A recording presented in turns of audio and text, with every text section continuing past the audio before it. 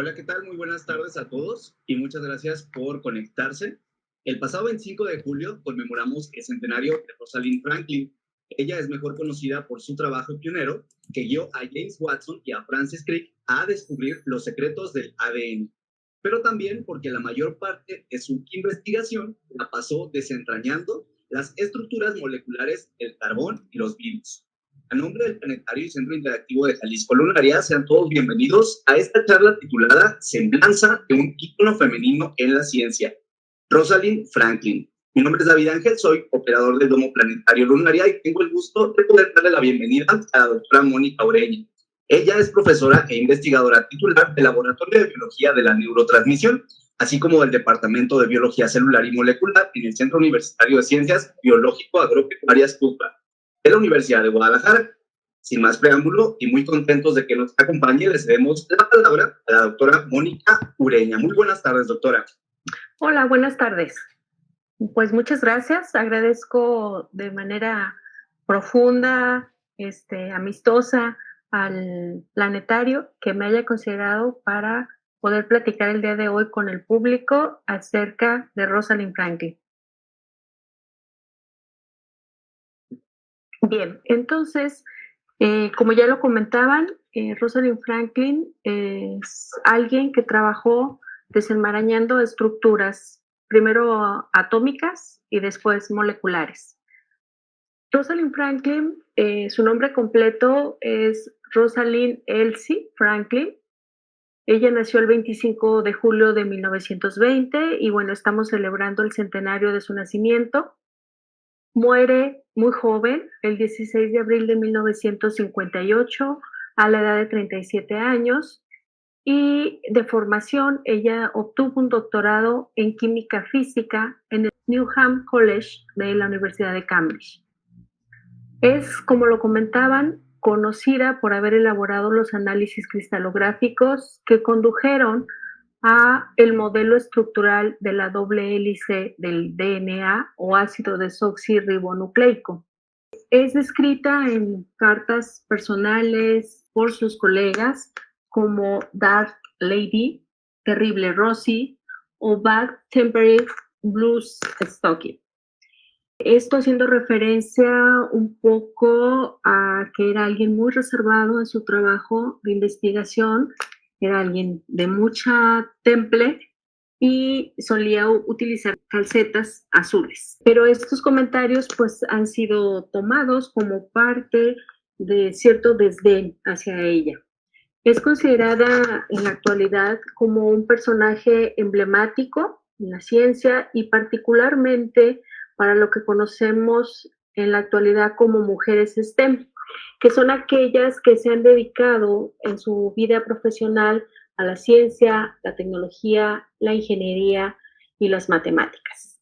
El término STEM, vale la pena comentarlo, fue reestructurado el acrónimo, ya que originalmente era SMED, y fue reestructurado también porque como acrónimo STEM, pues ya dijimos que significa ciencia, tecnología, ingeniería y matemáticas, pero como palabra significa raíz. Entonces es un emblema femenino para las mujeres.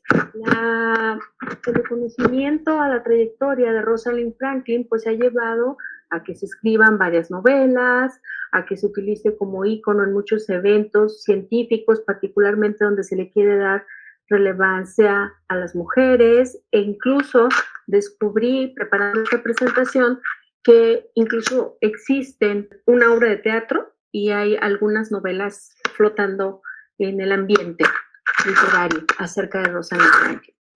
Para ampliar nuestro conocimiento acerca de Rosalind Franklin y particularmente para analizar qué es lo que la ha catapultado como ícono de las mujeres STEM, vamos a hacer una breve reseña de lo que ella logró hacer en sus 37 años de vida. ¿Sí? A manera de una reseña breve de sus orígenes, pues ya lo comentábamos, Rosalind Franklin nació en Inglaterra, particularmente en la calle Chestnut Villas de Notting Hill, en Londres, el 25 de julio de 1920. Ella fue la hija mayor como mujer, fue la mujer de mayor edad, pero al mismo tiempo la segunda, después de su hermano, de una familia de 5 hijos de Ellis Arthur Franklin y Muriel Frances Ball. Ella nace en el seno de una familia judía, influyente, acomodada económicamente y políticamente bien reconocida en su sociedad. ¿Sí? Notting Hill es un barrio tradicional londinense que se encuentra en la zona de Chelsea y Kensington y tiene sus orígenes hacia mediados del siglo XIV y se fue transformando con el desarrollo de la sociedad inglesa, de ser una comarca nobiliaria a ser un pueblo alfarero, después una zona industrial, una zona comercial y finalmente una zona residencial popular. Y como todos tenemos una historia que guardamos desde nuestro origen, pues en el caso de Rosalind Franklin no es la excepción. Esta es la zona de Notting Hill en 1920, el tiempo en el que Rosalind más o menos nació, y así fue como se fue transformando la imagen ya para finales de 1950. Esta es la zona actual, es una zona, un vecindario común, muy tradicional de Londres y tan tradicional y popular que, como ustedes recordarán, pues se tomó para de referencia para una película cómica, romántica, que llevó ese nombre, Notting Hill, con Julia Roberts y Hugh Grant, ¿no? Bien, pero aparte de toda esta historia acerca de Notting Hill, hay un evento muy importante en esa sociedad que a mí me parece que marcó de manera relevante la vida de Rosalind Franklin. Notting Hill es una zona de cuna de personajes famosos, entre ellos, por ejemplo, el poeta, escritor, biógrafo Charles Owens, pero no solo ella, no solo él, sino que tenemos, por ejemplo, que Notting Hill es la zona donde crece el movimiento sufragista para la mujer y su principal representante, Emily Parkhurst, pues era una vecina del barrio y de la zona donde nació Rosalind Franklin. Y su influencia fue tal que incluso miembros de la familia de Rosalind Franklin fueron miembros de este movimiento sufragista. Aquí les muestro una fotografía de Emily Parkhurst.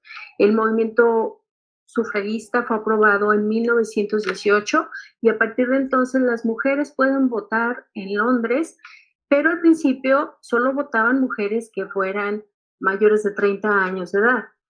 Y eso, bueno, hizo que el movimiento siguiera por más años para lograr reducir la edad en la que las mujeres pueden votar a la misma cantidad de años en la que los hombres pueden votar. ¿Sí? Entonces, a este movimiento perteneció Hugh Franklin, tío de Rosalind Franklin, y la tía de Rosalind Franklin, Helen Caroline Franklin, que como apellido de casada es Bedwich. ¿Sí? Entonces, esto marcó parte de la vida familiar de Rosalind Franklin. Además, la familia de Rosalind Franklin y su papá, que aquí vemos una imagen, Ellis Arthur Franklin, tenían diferentes movimientos y organizaciones de tipo filantrópico. ¿Sí? El padre de Rosalind Franklin participó en la Primera Guerra Mundial, se convirtió en banquero y después, o asociado a sus actividades administrativas del banco, impartía materias como electricidad, magnetismo e historia de la Gran Guerra Mundial, no saben que iba a haber otra, en el Working Men's College, que era una organización filantrópica de la familia Franklin. ¿Sí? Entonces aquí tenemos un documento del banco donde vemos pues la letra, la firma del padre de Rosalind Franklin y vemos además un libro familiar que se editó en Notting Hill en reconocimiento precisamente a todas las actividades filantrópicas que realizó la familia Franklin y particularmente en reconocimiento a todo el apoyo que logró brindar a los judíos durante la Segunda Guerra Mundial. Y bueno, evidentemente todo esto pues fue marcando la vida de Rosalind Franklin en el sentido de lo que tenía que hacer, de las decisiones que tenía que tomar, lo seguro que se tenía que sentir, entre otras cosas. ¿Sí? Aquí vemos algunas imágenes tomadas de los archivos de la familia Franklin, algunos de las novelas o escritos o ensayos sobre Rosalind Franklin, y también de la biblioteca que tiene los Institutos Nacionales de Salud, el récord que tienen de varios investigadores, los Institutos Nacionales de Salud de los Estados Unidos. ¿Sí? Entonces vemos Rosalind Franklin a los 6 meses, Rosalind Franklin a los 3 años, Rosalind Franklin a los 7 años, con su hermana menor, ¿sí? Y con todos sus hermanos. ¿Sí? Aquí ya tenía alrededor de 11 años de edad. Rosalind Franklin fue reconocida siempre por su familia como alguien muy inteligente. Su tía llegó a decir que era inteligente de manera alarmante, ¿sí? Desde que ingresó al colegio, primero a Norland Place School, y hasta que terminó su carrera universitaria y siguió sus estudios de posgrado, siempre fue reconocida por tener un desempeño sobresaliente en lo que fue la educación primaria, secundaria y bachillerato, particularmente en ciencias, en las matemáticas, ella se distinguía siempre con los primeros lugares. Además, aprendió varios idiomas, además del inglés y además del hebreo, aprendió latín, aprendió alemán, aprendió francés y particularmente le gustaba jugar o sí, ejercitarse en el cricket y el hockey. Fue la primera en sus clases durante toda su formación y ganó premios anuales, incluso becas, que debido a que no tenían problemas familiares, la familia decidía donárselas a alguien más o le orientaban a Rosalind para que donara sus becas. Aquí vemos el edificio antiguo tal y como estaba, que yo pensé que había cambiado mucho, pero no, sigue estando casi igual. Cuando ella ingresó a la universidad, al Newman College, Cambridge, en 1938. ¿Sí? Ella logró entrar con 6 distinciones al hombro y ahí se le permitió estudiar o realizar estudios de química y de manera importante se menciona en las reseñas biográficas de Rosalind Franklin que convivió con profesores que se dedicaban a hacer investigación y a hacer investigación en cristalografía, como el doctor Price, entre otros. En 1941 se le otorga, termina la carrera, los créditos necesarios, se le otorga un título, que aquí yo señalo en rojo, porque fue el título de licenciatura en aptitudes de empleo. Como tal, el documento que se le dio decía así. Esto fue porque vale la pena comentar que en esos años Cambridge no otorgaba títulos formales a las mujeres y que esos títulos fueron otorgados hasta 1947. A partir de esa fecha, de forma retroactiva, se dieron títulos formales, tanto de licenciatura como de maestría o de posgrado. Aquí vemos algunas imágenes del Newman College de Cambridge, los laboratorios, aparte como son imágenes sin color, pueden parecer tristes, pero realmente inspiradores para la comunidad que crecía y se educaba en ese colegio y en otros del mismo Londres, ¿no? Rosalind, después de obtener su título de licenciatura, hizo los trámites para seguir haciendo investigación y fue admitida para hacer investigaciones con el doctor Ronald Norris, también en el área molecular de estructuras. Sin embargo, ella renunció, y lo pongo aquí en rojo porque nos va dando un perfil de esta investigadora, renunció porque sentía que el doctor Norris trataba con desdén a las mujeres.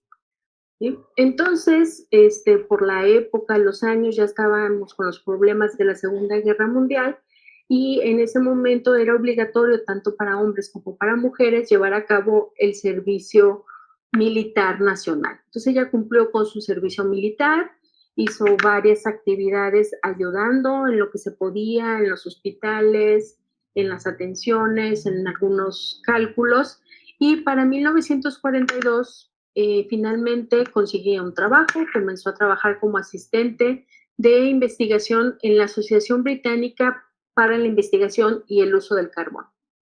Y ahí es cuando lleva a cabo estudios específicos acerca de la porosidad del carbón.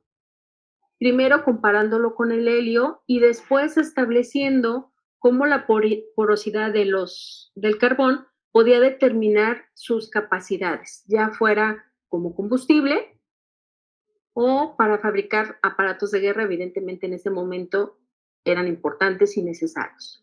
¿Sí? Todo este trabajo que ella realizó de manera dedicada le permitió entonces construir una tesis de doctorado, la cual se tituló La física de coloides orgánicos sólidos con referencia especial al carbón. Con esta tesis ella recibe su grado de doctor en ciencias, PhD, tal y como se da el documento en Londres, ¿sí? Como doctor en filosofía. Y de este trabajo dedicado de algunos años de Rosalind Franklin, se publican 19 documentos.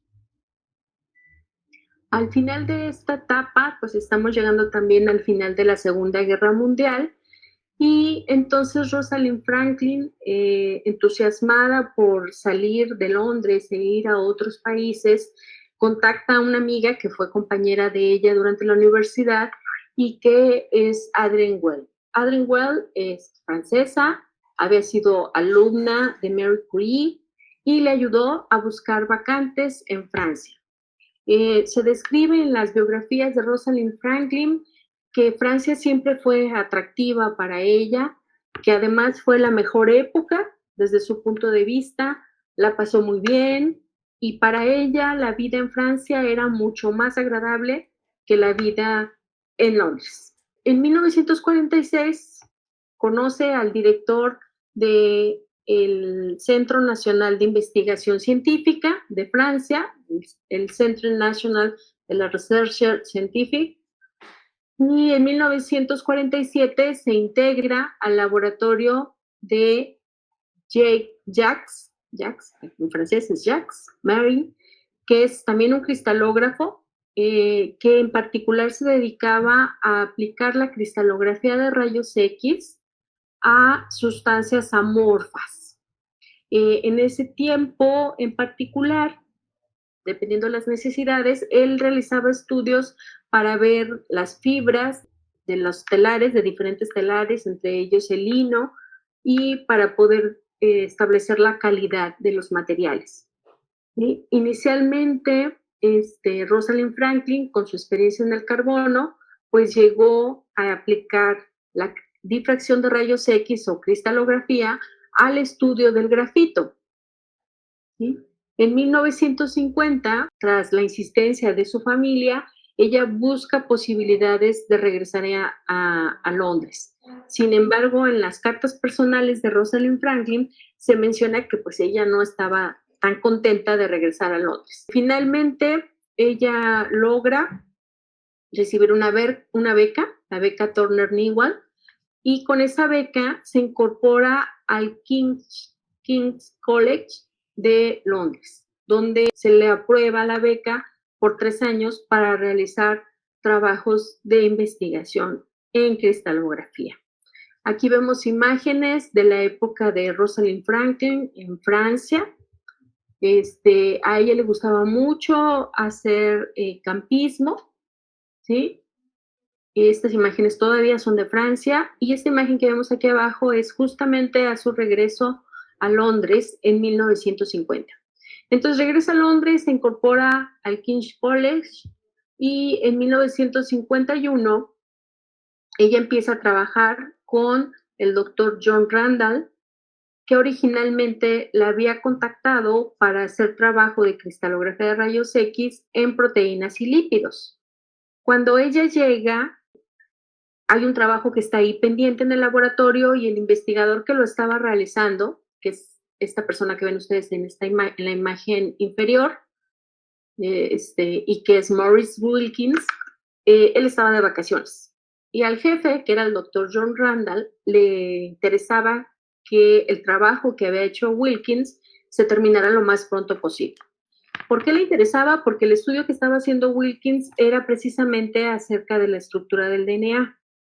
Para 1950 ya había estudios que decían que el DNA era la molécula fundamental para la vida y que en esa molécula residían los caracteres hereditarios entre los seres vivos. ¿Sí? Entonces ya había un foco de atención hacia conocer mejor la molécula de DNA, porque pues en biología tenemos la idea que si sabemos de qué se compone, podemos deducir la estructura, y si sabemos cuál es su estructura, podemos llegar a deducir cómo funciona. Si era una molécula tan importante para la vida, pues era relevante conocer de manera clara cuál era la estructura del DNA. Y entonces, estando Maurice Wilkins de vacaciones, pues el doctor Randall le asigna el trabajo a Rosalind Franklin. Y entonces le pidió a ella que estudiara las fibras de DNA, y para esto, durante ese proceso de estudiar las fibras de DNA, formar al doctor Raymond Gosling para que pudiera obtener precisamente su doctorado, ¿sí? Esto viene entonces, tengámoslo en mente, de los estudios previos realizados por Maurice Wilkins.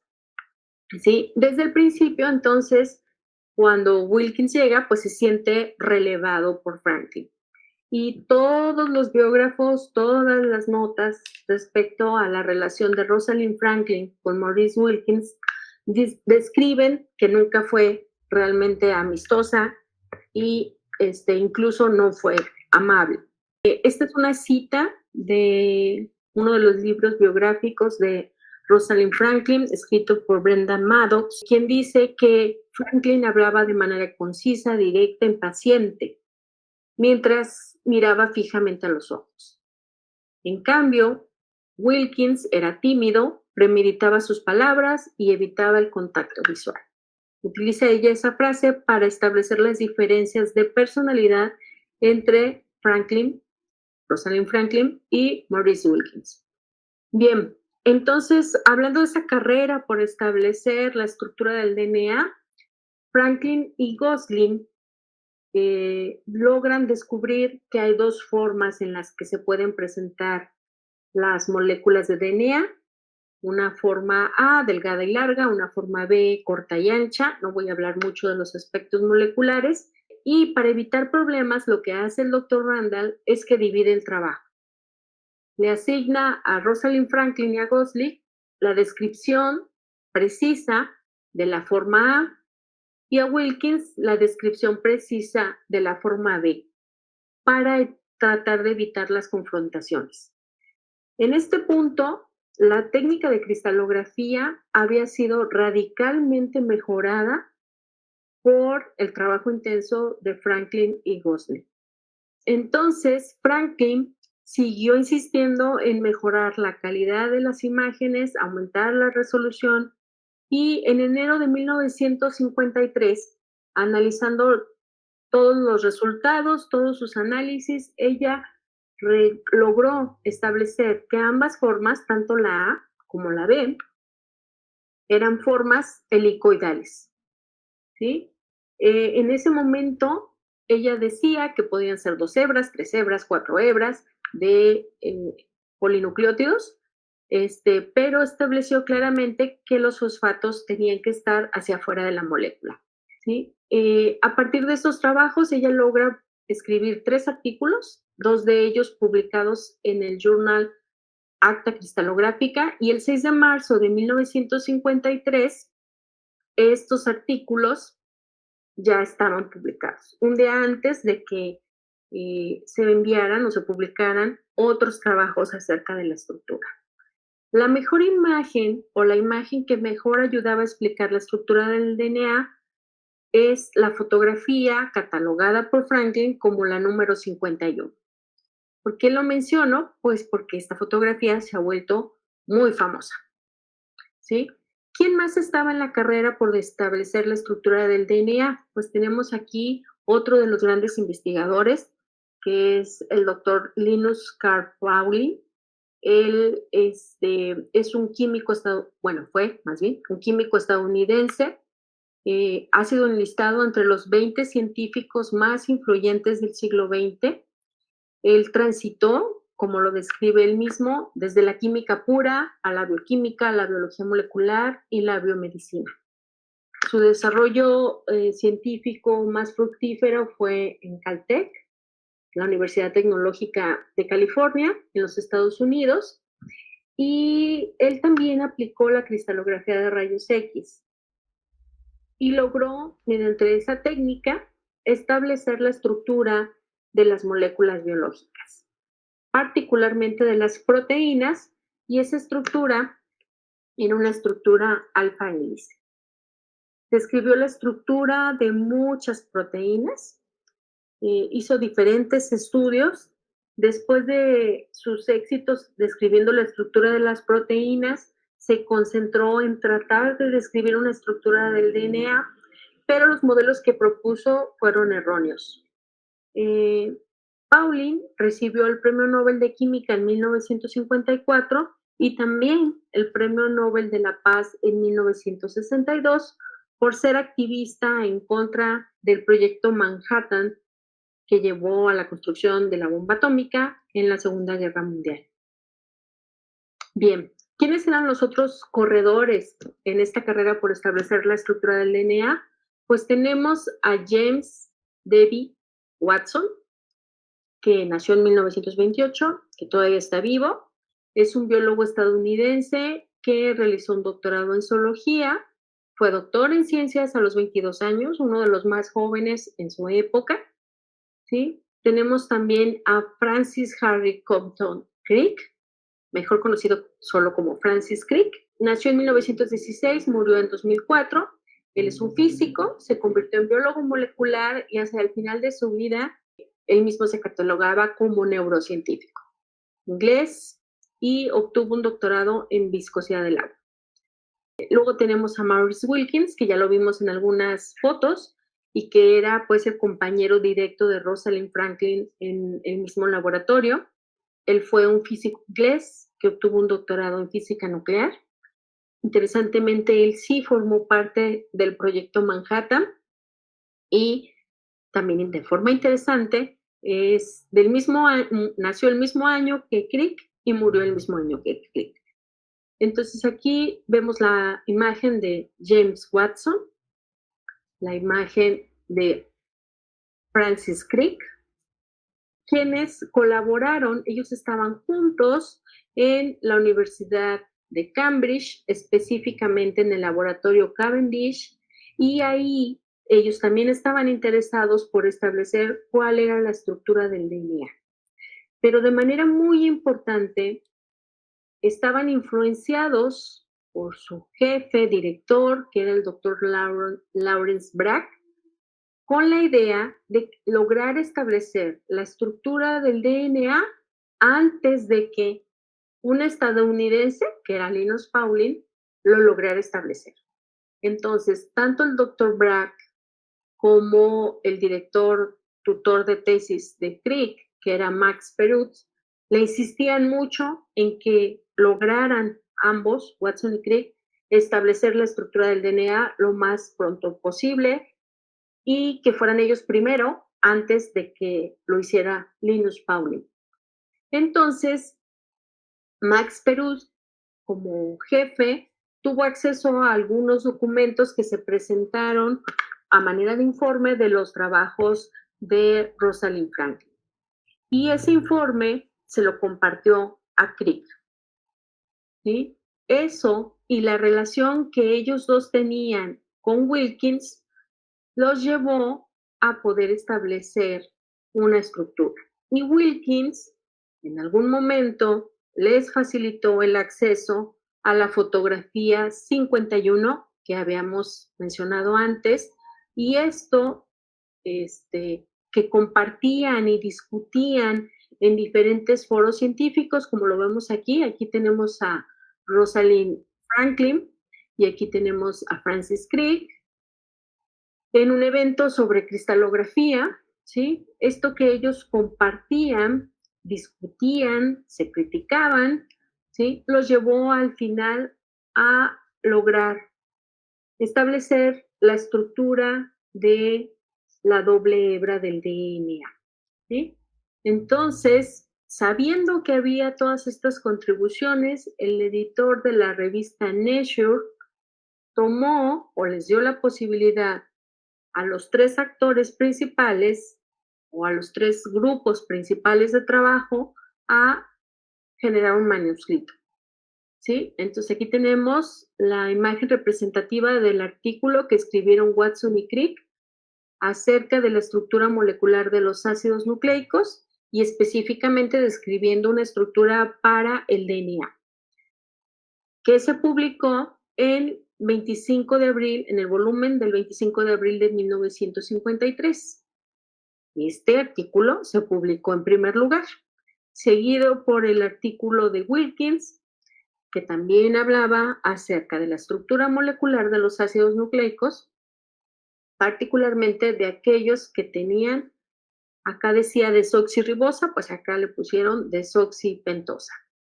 Y en tercer lugar, en ese mismo volumen, está el artículo que escribieron Rosalind Franklin y Gosling, que ellos sí le pusieron un nombre diferente, y que fue configuración molecular en sales de sodio del timonucleato, ¿verdad? ¿Por qué? Porque los ácidos nucleicos con los que ellos realizaron los estudios provenían de extractos de timo. Bien, entonces, interesante aquí primero el orden, que ha sido algo de lo que se ha criticado, el orden en que se publicaron los artículos, primero el de Watson y Crick, luego el de Wilkins y al final el de Franklin. Y vemos, interesantemente, la cantidad de accesos y citas que cada uno de los artículos ha tenido, ¿verdad? Y en primer lugar, pues está el artículo de Watson y Crick, seguido por el número de accesos por el artículo de Rosalind Franklin, también seguido por el artículo de Rosalind Franklin, el número de citaciones, y en tercer lugar, el artículo publicado por Wilkins, ¿sí? Cuando Rosalind Franklin conoció el modelo que Watson y Crick iban a proponer, porque lo presentaron, lo discutieron, ¿sí? El único comentario que ella hizo era que era un modelo muy bonito, pero que cómo lo iban a comprobar, porque parecía particularmente difícil comprobar.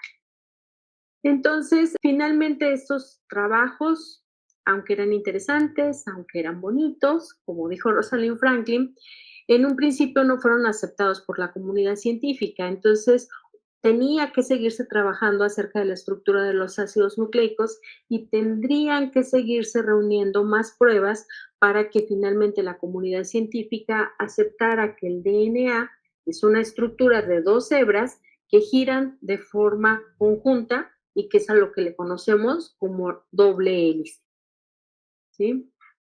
Bien, pero pues esto pasó de 1951 a 1953 y se vencieron los 3 años de beca que Rosalind Franklin tenía para estar en el King's College. Entonces, aunque hubo una oferta del doctor Randall porque ella se mantuviera ahí, el hecho de estar en un ambiente que para ella no era agradable la llevó a buscar otro sitio de trabajo. Y ella hizo todos los trámites para obtener una beca y seguir trabajando en los laboratorios, pero en este caso se movió hacia el Birkbeck College. En 1953, entonces, Rosalind Franklin, incluso antes de que las publicaciones se liberaran, abandona el King's College, trasladándose al Birkbeck College. ¿Sí? Ahí es reclutada por el doctor Bernal y ahí desde el principio tenía una categoría mejor, estaba trabajando como científica senior y ella ahí se dedicó otra vez a utilizar la técnica que conocía bastante bien, que era la cristalografía de rayos X, pero ahora aplicada al estudio de los virus y de manera importante aquellos virus económicamente relevantes que eran los virus que afectaban a las plantas. Entonces se concentró en estudiar el virus del mosaico de tabaco, pero luego estudió otros virus. Vale la pena mencionar que estos eran virus RNA, parecidos a nuestro amigo COVID, que anda por ahí afectándonos. Y estos proyectos estaban financiados por el Consejo de Investigación en Agricultura y en algún momento de los años que siguieron en su trabajo de investigación, ella logró establecer colaboraciones muy exitosas, tanto con otros investigadores de Europa como de Estados Unidos. E incluso llegó a recibir dinero de fundaciones estadounidenses para realizar sus trabajos de investigación. Estando en el Birkbeck College, ella publicó más de 25 artículos y algunos otros documentos acerca de los virus, ¿sí?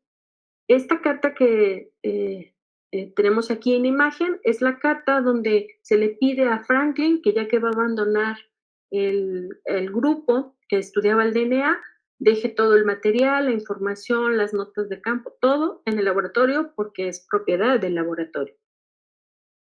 Bien, esta es la imagen de Rosalind Franklin estudiando al virus del mosaico de tabaco. Estableció claramente que todos los virus tenían el mismo tamaño, que los virus se reproducían en las células vegetales y que tenían proteína y RNA.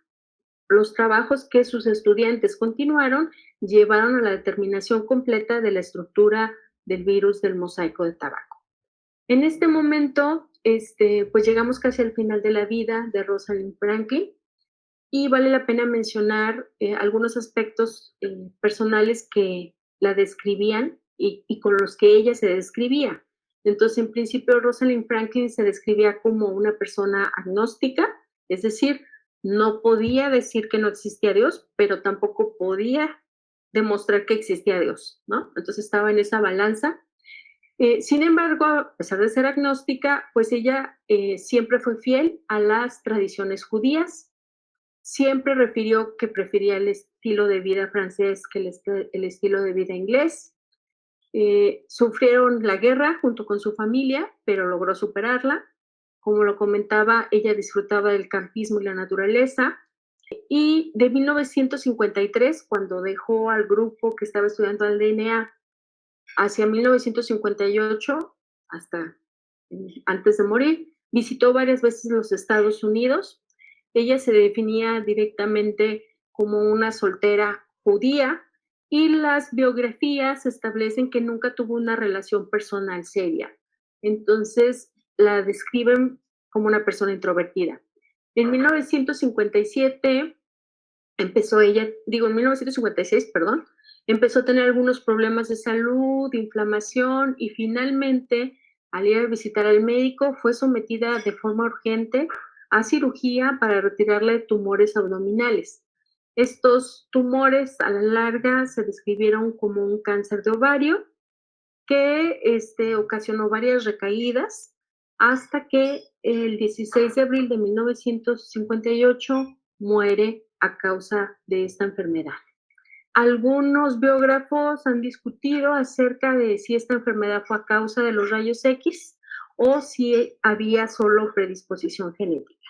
En realidad, pues debió haber sido un poco de las dos cuestiones, porque se sabe que la rama de judíos son más susceptibles a ciertos tipos de cáncer y además en su familia existen tíos, tías, hermanas que tuvieron, bueno, su hermana también, algún tipo de cáncer. Aquí les presento imágenes del laboratorio real de Franklin en el Birkbeck College. ¿Y qué fue lo que volvió más popular a Rosalind Franklin? El sentido de injusticia. ¿Sí? Rosalind Franklin muere en 1958 y en 1962 se otorga el premio Nobel a Watson, Crick y a Wilkins por el establecimiento de la estructura del DNA. Y en los tres, en su discurso de agradecimiento a la Fundación Nobel, ninguno de los tres mencionó a Rosalind Franklin. Entonces, ese sentido de injusticia es lo que ha hecho más popular a Rosalind Franklin. El reconocimiento del modelo de la doble hélice, el conocimiento llevó a un gran desarrollo en la biología, particularmente de origen a nuevas áreas en la biología, como la biología molecular, la ingeniería genética, etcétera. Y también permitió el desarrollo de tecnologías novedosas que hoy en día pues son cotidianas, se aplican para muchos diagnósticos y evaluaciones. Sin embargo, las primeras menciones al trabajo realizado por Rosalind Franklin son notorias hasta la publicación del libro de la doble hélice escrito por James Watson. Para esto, pues ya habían pasado 25 años de la publicación de 1953.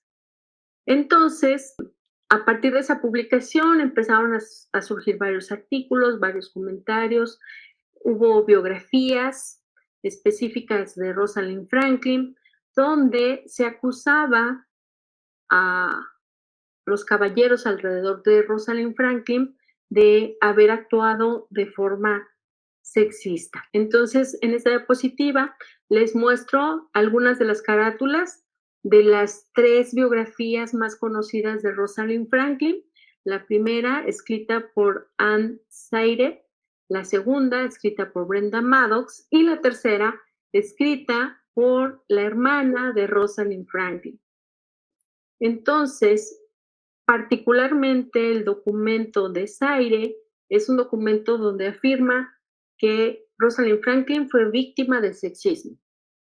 En el documento de Brenda Maddox se discuten varias situaciones que podrían ser vistas como sexistas, pero también se recupera mucho del sentir de Rosalind Franklin, donde ella, aunque no estaba cómoda en las situaciones, jamás se victimizó a sí sola como víctima del sexismo. Y eso mismo es lo que comenta la hermana de Rosalind Franklin en su libro. Y se atreve a acusar a Anne Sayre de transformar a su hermana en una heroína feminista. Lo que Watson llama en algunos de sus escritos la industria de Rosalind, en el sentido de que se está usando esa imagen para otras intenciones.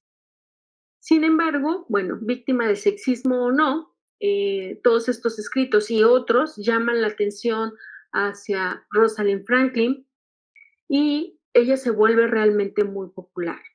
Me llamó mucho la atención que al hacer las búsquedas de información hay muchísima, pero muchísima más información de Rosalind Franklin que de los tres ganadores del premio Nobel. En particular, del caso de Maurice Wilkins, de quien hay poca información biográfica.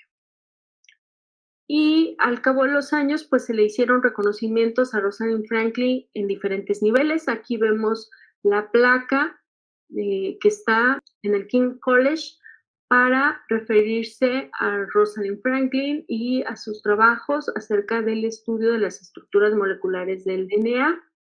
Sí, perdón, esta es la placa que está en su casa donde ella vivió.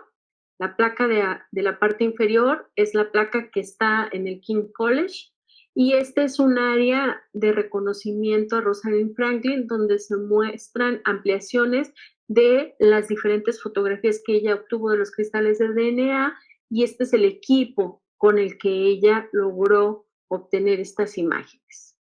El reconocimiento es tal que incluso en Chicago se transformó una universidad para ser llamada Universidad Rosalind Franklin de Medicina y Ciencia. Esta es la estatua que se colocó hace apenas 6 años. Y aquí tenemos, por ejemplo, que incluso se han mandado equipos al espacio exterior con el nombre de Rosalind Franklin. Este es el explorador Rosalind Franklin que se envió a Marte Como les decía, su historia, contada por diferentes biógrafos, ha servido incluso de inspiración para obras de teatro. En este caso, una obra de teatro a la que titularon La fotografía 51, que en algunas de sus representaciones fue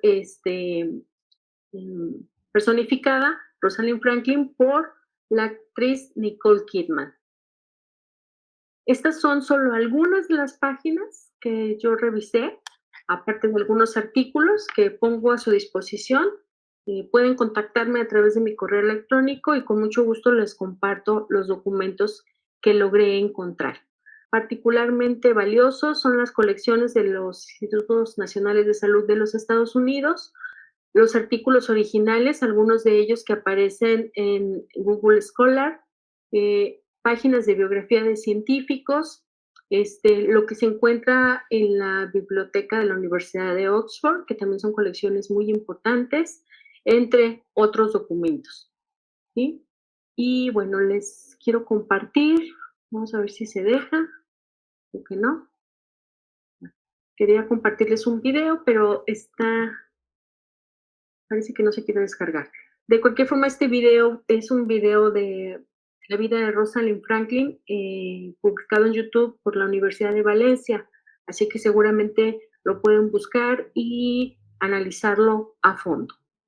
Entonces, ¿quién fue? Miren, ahí va. Vamos a verlo para que ustedes mismos analicen y comparen entre lo que yo presenté y lo que dice este video.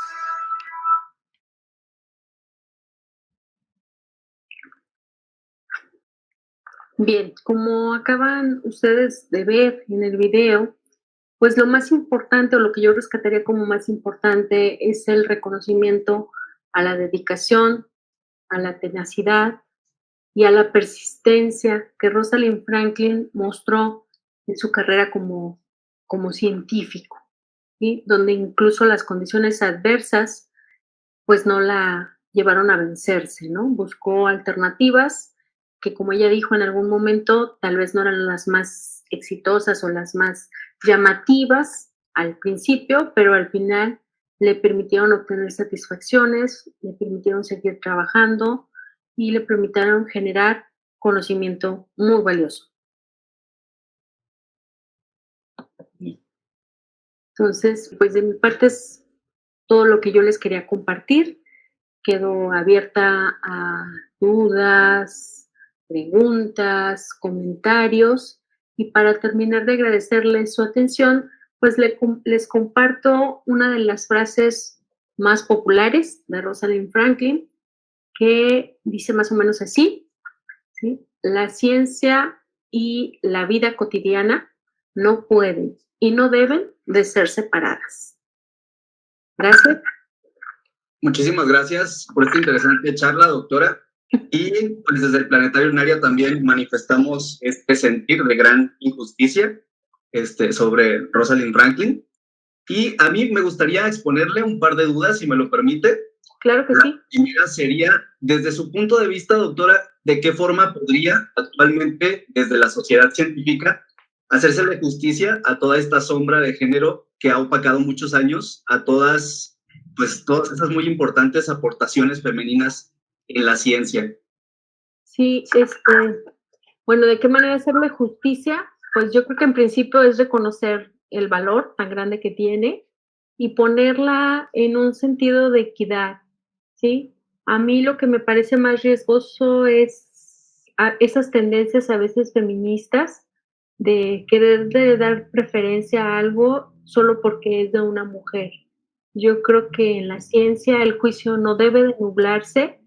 Claro, no debe de estar contaminado con cuestiones de sexo, pero no debe de estar contaminado con cuestiones de sexo ni a favor ni en contra de ninguno de los 2 sexos, ¿no? Biológicos que tenemos. O sea, ni es para estar en favor de los hombres, ni es para estar en favor de las mujeres, ¿sí? Sino es Claro, para tener un trato equitativo que nos permita competir en el mismo nivel de ventajas y desventajas, para que realmente sea el más capaz, el que va creciendo y va jalando a los demás a ese crecimiento.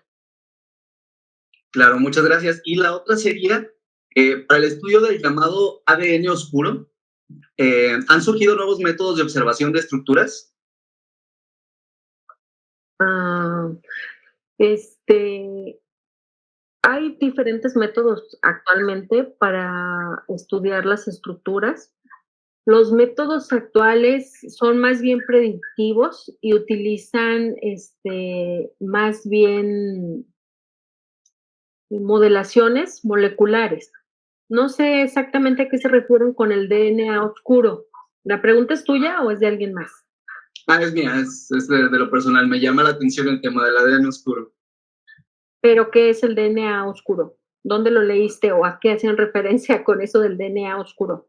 Lo he checado en relación a cierta basura que podrían llamarle o cierto exceso que hay en las cadenas de ADN, de lo que se observan las estructuras. Bueno, te voy a decir una cosa que yo siempre les digo a mis alumnos en el curso de biología molecular: no hay nada dentro de las células que sea basura. Está ahí porque tiene una función. Que nosotros no la hayamos descubierto, esa es otra cosa, ¿sí? Claro, Las moléculas, igual que los seres vivos, van evolucionando, pero sí existen ciertas secuencias de DNA que algunas personas podrían catalogar como basura, porque todavía no saben para qué sirven, pero algunas de esas secuencias en la actualidad ya se les ha dado función como elementos que regulan la expresión de genes o como secuencias que son parte de la memoria evolutiva del DNA, ¿sí? Entonces, pues el hecho de que nosotros no sepamos para qué sirven esas regiones no quiere decir que sean basura. claro. Bueno, Ajá. pues muchas gracias, doctora. Le damos las gracias por esta interesante semblanza a Rosalind Franklin y pues muchas gracias también a quienes nos acompañaron. Mi nombre es David Ángel y a nombre del Planetario Lunaria les deseo muy buena tarde. Muchas gracias por la invitación. Espero que haya sido interesante la charla. A lo mejor había muchos datos. La verdad es que para mí representó un gran reto porque hace mucho tiempo que no hacía una presentación en el tenor de las cuestiones históricas, pero espero poder haber planteado pues todas las situaciones, ¿no? Desde las posiciones de que sí fue víctima de sexismo hasta las posiciones de que no lo fue, ¿de acuerdo? Para que pues todos tengamos en mente que hay diferentes formas de analizar la misma situación. Y pues por mi parte es todo. Muchas gracias a todos y espero volver a estar en este espacio. Muchas gracias, doctora.